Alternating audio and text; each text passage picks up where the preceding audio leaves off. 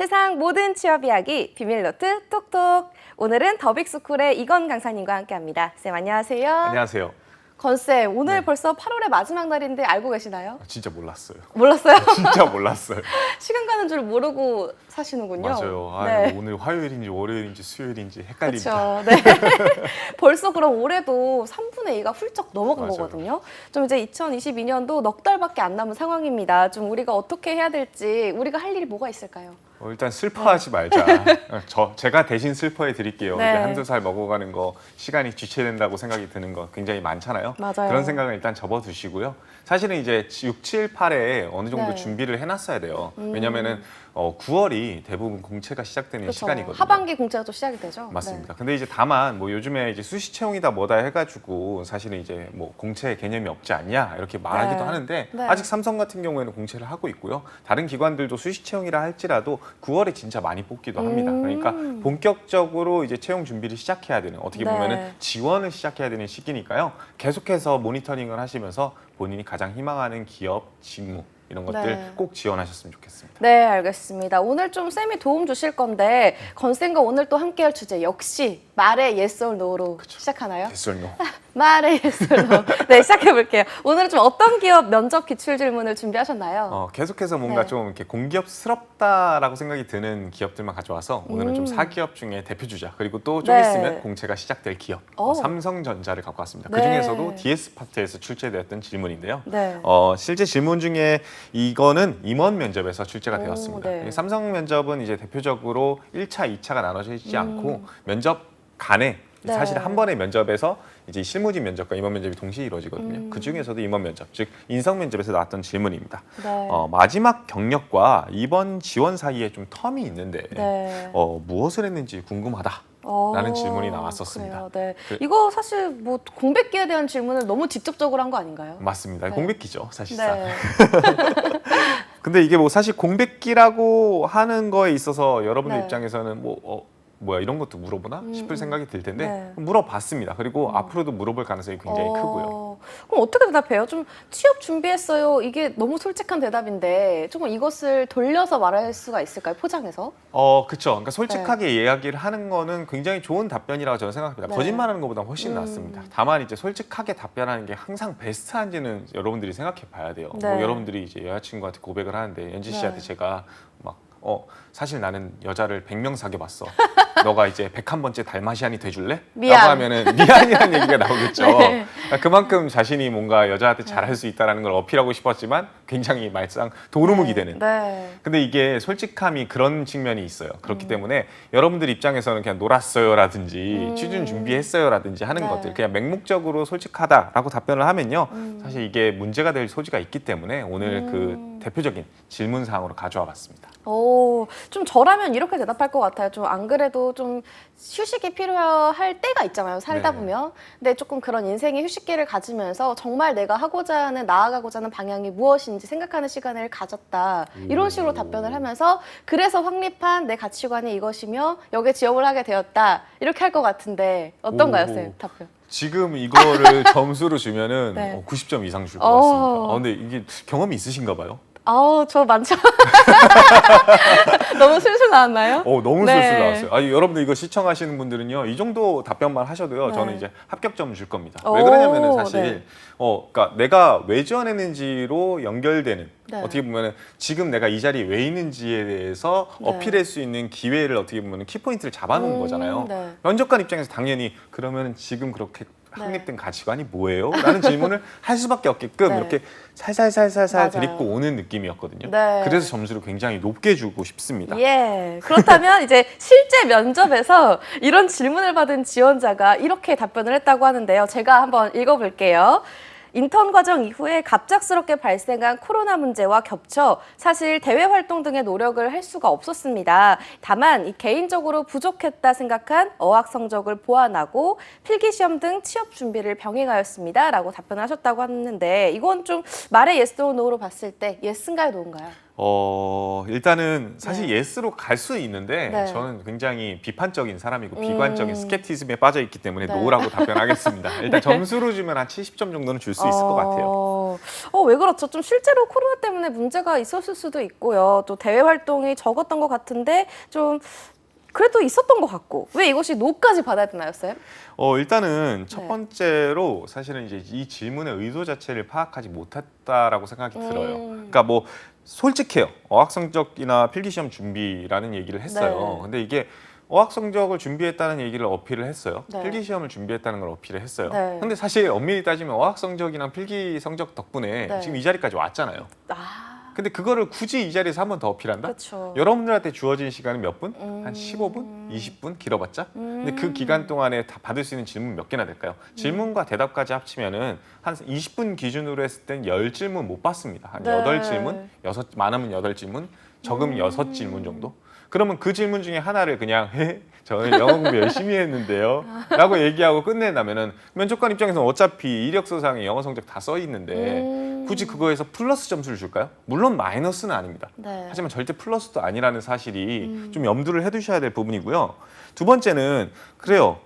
영어 성적 보완할 수 있고 필기 시험 보완할 수 있어요. 네. 근데 이게 과연 여러분들 지금 삼성 채용이 단순히 네. 하루만 하고 끝나고 아니면 3년 만에 처음으로 공채를 하고 이랬던 케이스가 아니거든요. 네. 계속해서 공채는 분명히 있었단 말이죠.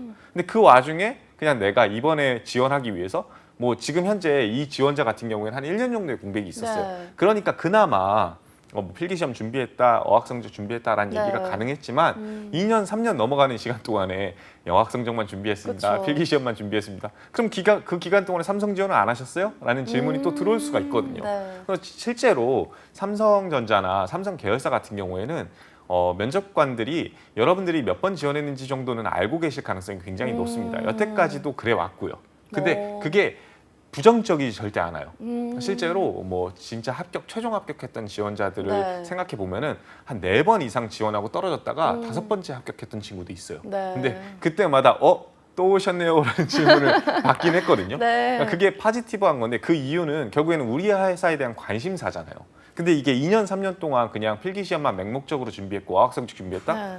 삼성에서도 어학성적이나 필기시험은 중요할 수 있어요. 근데 삼성 외에 다른 기관이나 기업들에서는 어학성적 안 받나요? 필기시험 안 보나요? 네, 보죠. 그러면 이거는 삼성을 위해서 준비한 사람이 아니라 그냥 말 그러네요. 그대로 취업을 위해서 준비한 사람이기 때문에 굳이 우리가 뽑아줘야 되나? 라는 우려가 생길 수가 있습니다. 그렇네요. 좀 면접 분위기를 내가 가지고 가는 게 좋잖아요, 쌤. 맞습니다. 근데 그러기엔 너무 좀 부족한 답변이 아니었나 싶네요. 좀 그렇다면 좀 이런 궁금증이 들어요. 좀 이분도 공백기가 한 1년 정도라고 하셨는데 보통 공백기가 어느 정도 기간일 때 이런 질문들이 들어오나요, 쌤? 보통 이제 그냥 연도가 바뀌었다라는 생각이 들면은 일단 질문이 들어온 것 같아요. 그러니까 한 1년 정도라고 생각하시면 좋을 것 같아요. 그 이하는 사실은 뭐 졸업하고서는 뭐 예를 들면은 이번 연도 상반기에 네. 한 2월쯤에 경력이 끝나 있고 네. 지금 이제 9월이 됐어요. 그럼 당연히 그 정도 시간 동안에는 뭐 필기 시험이나 어학성적 준비할 수 있겠구나라는 생각이 들기 때문에 네. 굳이 질문을 안 해요. 근데 한 1년 넘어가요. 해가 네. 바뀌었어요. 네. 그럼 1년이면은 뭐 그 기간 동안에 저희가 채용을 안 했던 것도 아니고 그럼 지원했을 법한데 저희는 지원한 이력이 없다고 치면은 네. 궁금한 거죠. 그럼 왜 안 지원했지 우리? 그럼 그동안 도대체 어디 회사에서 뭘 한 거지? 혹시 경쟁사에서 근무한 거 아니야? 이런 생각까지도 들 수 있는 거죠. 여러분들 입장에서는 요즘에 뭐 블라인드 채용이 대세인데 공백기 네. 질문 안 들어오는 거 아니야? 라는 생각이 들 수 있거든요. 네. 근데 들어옵니다. 어떻게 들어오냐? 직관적으로 예전 같은 경우에는 졸업 이후 뭐 하셨어요? 뭐 졸업이 2017년인데 뭐 이렇게 물어보기도 했는데 최근에는 이제 블라인드 때문에 언제 졸업했는지 어디 대학 출신인지 이런 것들은 가려질 수는 네. 있겠지만 경력 경험 기술서에 기간이 명시되어 있단 말이에요. 그쵸. 그러니까 네. 인턴 기간이 예를 들면 2022년 2월에 끝났다. 그러면 네. 지금 2022년 9월이기 때문에 7개월 동안은 그 흔적을 찾을 수가 없으니까 그 질문은 충분히 할 수 있다는 거죠. 그래서 이제 2월에 인턴 끝나신 걸로 보이는데 그러면 이제 9월까지 한 7개월, 8개월 남았는데 그 기간 동안에 뭐 하셨어요? 네. 충분히 들어올 수 있습니다. 그리고 보통의 그런 질문들은 한 1년 정도? 많으면은 뭐 2, 3년 동안 아무것도 안 써 있는 분들은 당연히 질문이 들어올 가능성이 높고요. 네, 조금 1년 정도 공백기가 있으면 이런 질문을 할 가능성이 높다 이렇게 말씀해 주셨습니다. 자, 그럼 면접 답변 말의 yes or no의 공식 질문이죠. 이 질문 왜 하는 건가요, 쌤? 근데 일단 면접관 입장에서는요, 뭔가 엄청 대단해가지고 질문을 네. 만드는 경우는 없어요. 그러니까 이제 순수하게 일단 궁금해서 물어봅니다. 네. 말 그대로 이제 진짜 1년이나 2년이나 이렇게 시간이 비어 있는데 그 기간 동안에 도대체 뭐 했지? 라는 질문이 궁금할 수 있잖아요. 면접관 네. 입장에서는. 다만 이제 우리 입장에서는 이거를 어필하는 시간으로 가져야 된단 말이죠. 네. 근데 대부분 솔직해지거나 어필하거나 네. 둘 중에 하나가 될 텐데 네. 이게 솔직해지면요. 사실 면접관 입장에서는 감추거나 숨기는 것들을 찾아내기 굉장히 좋은 질문이 될 수가 있어요. 뭐 예를 들면 하다못해 뭐 삼성전자를 지금 지원하는 친구인데 네. 갑자기 공기업에서 일을 하다가 네. 한 6개월 만에 그만두고 나왔던 케이스가 네. 있던 거예요. 근데 경력사항에는 내가 공기업 지원했다는 얘기 쓰면 안 될 것 같아서 네. 안 적었단 말이죠. 네, 그럼 공백기가 되는 거죠. 그렇죠. 공백기가 네. 되는 거죠. 근데 이렇게 한 번, 두 번, 세 번 질문을 떠보다 보면은 네. 이 친구 다른 데서 일하다가 여기 지원했구나라는 걸 알 수 있으니까 네. 그럼 우리 회사도 조만간에 그만두는 거 아니야? 라는 생각이 들 수도 있겠죠. 음. 그러니까 즉 우려사항, 리스크 같은 것들을 좀 가려내서 네. 미리 확인하려고 하는 질문이다라고 생각하시면 좋을 것 같아요. 그렇군요. 좀 리스크라고 한다면 좀 실제 지원자 이렇게 답변처럼 대답 만약에 했다면 좀 어떤 꼬리 질문들이 나올 수 있을까요? 맞습니다. 이제 네. 사실은 이제 이분 같은 경우에는 네. 실제 질문 자체, 꼬리 질문 자체는요. 네. 그럼 그 기간 동안에 갖게 된 성과가 무엇이냐? 라는 질문을 했거든요. 네. 아마 이 친구 같은 경우는 제 기억에요. 네. 어학 성적이 부족해서 보완했다라고 했는데 어학 성적이 그렇게 높지 않았어요. 그러니까 보완한다고 1년 동안 노력을 했는데 네. 막 토익 점수가 뭐 예를 들면 토스 점수가 레벨 8이나 7이 아니라 막 6나 5 정도였다. 네. 그럼 도대체 뭐 한 1, 2단계 그 전에는 도대체 얼마나 낮았던 거야? 그렇네요. 라는 생각이 들 수밖에 네. 없거든요. 그래서 이런 질문들 만약에 이분처럼 어학 성적을 보완하고 필기 시험 등 병행 준비를 했다. 좀 그렇게 말할 수 있으려면 점수가 좀 뛰어나게 높아야 될 것 같아요. 그렇죠. 네. 어느 정도는 이제 어필할 네. 정도의 성적은 네. 돼야겠죠. 그게 진짜 중요한 역량이라고 한다면 네. 뭐 대표적인 예시로 뭐 해외 영업이라고 한다면 네. 어학 성적이 중요하고 그쵸. 어학적인 실력이 중요할 수 네. 있죠. 근데 그런 부분들은 보완할 수가 있겠지만 이분 같은 경우는 그냥 영업 마케팅 직무였단 네. 말이죠.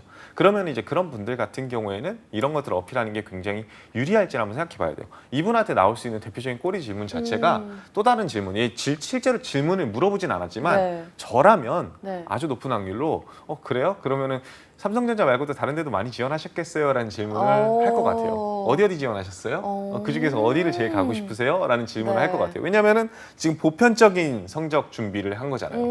그렇기 때문에 이 꼬리 질문 자체를 나한테 유리한 방면, 아까 MC처럼 이야기하는 거. 처음 만약에 모르시겠다 돌려보세요. 여러분 두 번 세 번 보셔야 돼요. 진짜 좋은 모범 답안을 하셨거든요. 아싸. 근데 쌤, 그 기간에 정말 아무것도 안 한 사람들도 있을 수 있잖아요. 맞아요. 그런 분들은 어떻게 해야 돼요? 근데 네. 제가 물어보고 싶어요. 네.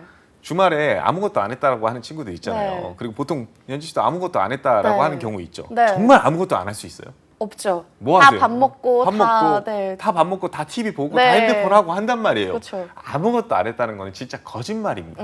솔직히 말하면요. 네. 그러니까 여러분들이 이 거짓말과 솔직함 사이에서 어떤 거를 선별해서 이야기를 해줘야 될지를 모르는 것뿐입니다. 그러면 이제 내가 솔직하게 대답을 하되 이 네. 면접관한테 매력적으로 보일 수 있는 포인트로 네. 어떤 지점을 잡아서 이야기를 했을 때 네. 면접관이 이걸 공백기로 안 보고 네. 진짜 우리 회사를 들어오기 위한 노력으로 볼 수 있을까? 네. 그래서 이 1년 동안의 모든 경험들을 좀 나열을 해보세요. 뭐 알바가 될 수도 있고요. 네. 놀았을 수도 있어요. 근데 네. 그 노는 게 어떤 식으로 놀았는지도 중요한 거고요. 만약에 내가 진짜 막 공부를 했을 수도 있는 거고 네. 여러 가지 다양한 일들을 했을 거란 말이죠. 네. 그럼 그 내용들을 순차적으로 정리해 보시고 이 경험들이 왜 했는지 그리고 이게 과연 내가 이번 면접에서 어필했을 때 면접관이 굉장히 매력적으로 느낄 것인지 그 기준은 네. 뭐로 잡을지 그거에 대해서 한번 생각해 보시는 게 훨씬 더 합리적입니다. 네, 그럼 이런 질문에는 좀 어떻게 답변하는 게 좋을까요? 좀 저 자신을 좀 돌아보는 게 중요할 것 같긴 해요. 맞습니다. 네. 일단 1차적으로 제일 좋은 거는 기준을 잡는 거거든요. 네. 그러니까 그 기준점이라는 거는 사실은 내가 어필하고 싶은 내용이나 지점이 무엇인지에 따라 달라요. 네. 사실은 이제 제가 MC 연지가 굉장히 좋은 답변을 했다라고 이야기했던 가장 큰 이유 중에 하나가 네. 내가 유리한 지점으로 꼬리 질문을 가져갈 수 있게끔 기준을 잡았다는 네. 거죠. 그리고 그 기준은요 가치관으로 가져갔어요. 네. 그러니까 말 그대로 나는 이제 내가 앞으로 무슨 일과 어떻게 밥 먹고 살아야 될지에 대해서 네. 고민을 많이 했다라고 네. 이야기하면 당연히 그럼 앞으로 어떻게 살고 싶어요? 라는 그렇죠. 질문이 나올 수밖에 네. 없고 그래서 내가 지금 이 자리에 왔다라는 어떻게 보면은 지원 동기로 가져갈 수 있을 만한 스타트 네. 라인을 끄는 거거든요. 그 기준점은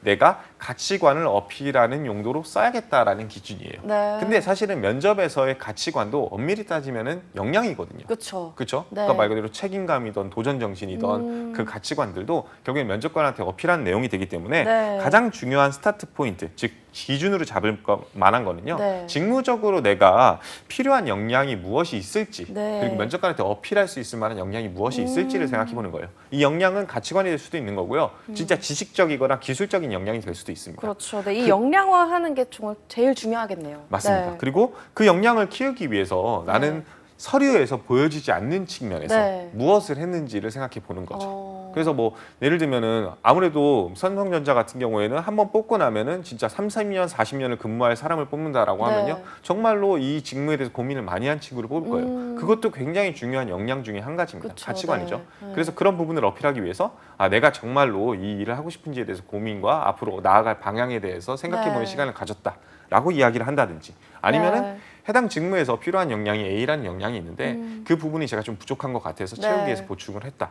다만 이 이력상에 보여지지 않는 측면이니까 뭐 예를 들면 신문을 구독했다든지 네. 아니면 친구들이랑 같이 다양한 해외 탐방을 했다든지 혹은 뭐 직접 내가 네. 전자제품이라든지 이런 것들을 많이 사보면서 분석을 해봤다든지 뭐 막말로 최악의 경우에는 그냥 하이마트라든지 롯데마트라든지 이마트라든지 네. 이런 데 가가지고 정말로 판매 동향 같은 것들을 눈으로 확인하려고 했다라든지 하는 측면도 다 경험이고 어떻게 보면 공백기를 가릴 수 있는 측면이거든요. 네. 그래서 그런 역량을 위해서 어떤 노력을 했는지를 그냥 기술서에서 보여지지 않는 측면의 경험으로서 승화하시는 것이 가장 바람직합니다. 네. 그럼 이렇게 역량화하는 게 좋은 이유가 제가 봤을 때는 또 이게 직무 이해도랑도 연결도 되고 쌤 말씀해 주셨듯이 또 면접 분위기를 내가 가져갈 수 있는 좀 좋은 기회가 되기도 하잖아요. 이런 맞습니다. 꼬리 질문들이 어떤 게 들어오냐가 사실 중요한 건데 맞아요. 그거를 내 역량으로 조금 이끌어갈 수 있는 그런 분위기가 되지 않을까 싶은데 맞나요? 그렇죠. 네. 유도 질문이죠. 그러니까 질문을 유도하는 거예요. 여러분들 입장에서는 면접을 주도한다라는 의미가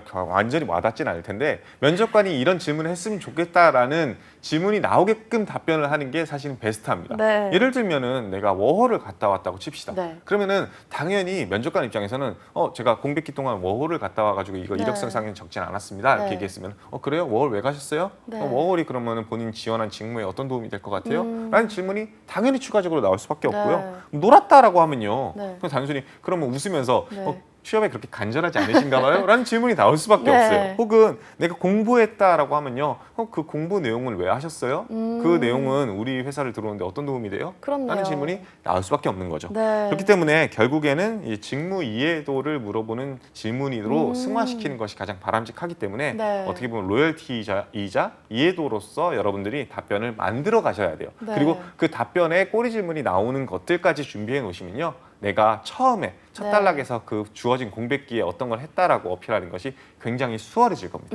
그럼 쌤 말대로 이렇게 직무 역량을 자랑을 했어요. 그렇다면 꼬리 질문은 좀 어떤 방식으로 나올까요? 예를 들면은 제가 만약에 저는 사실 네. 공부로만 그리고 경험적인 측면에서는 조금은 다른 지역에서 공부를 했기 때문에 네. 예를 들면 마케팅을 공부했다고 치면은 네. 마케팅 공부를 그냥 단순히 책으로만 배우고 인턴으로서도 사실은 이 전자 관련해 가지고 네. 마케팅을 공부했던 것이 일을 했던 것이 아니기 때문에 네. 진짜 삼성전자 그리고 이런 DS라든지 DX라든지 하는 부분에 있어서 영업이나 마케팅이 어떻게 이루어지는지를 좀 파악하고자 네. 뭐 실제 온라인 마케팅 같은 것들을 눈으로 확인하고 실제로 다른 경쟁사들은 어떤 식으로 마케팅을 하는지를 비교하고 분석해보고자 노력했습니다라고 네. 역량적으로 질문을 했다고 치면은 네. 당연히 꼬리 질문으로는 네. 그럼 그거 한번 비교해 보시겠어요? 내린 결론이 뭐예요? 라는 질문이 들어올 거예요. 그거는 당연히 여러분들이 진짜 준비했다라고 한다면 유도된 질문이니까 그쵸. 어필하는 포인트가 될 수 있겠죠.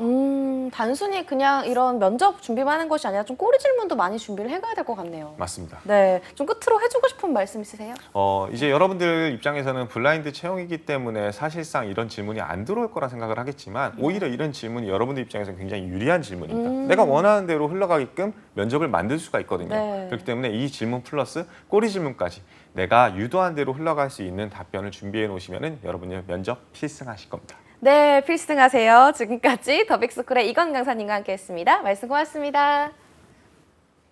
네, 모두의 채용 톡톡 오늘 준비한 내용은 여기까지입니다. 저희는 내일 같은 시간에 찾아뵙도록 할게요. 톡톡.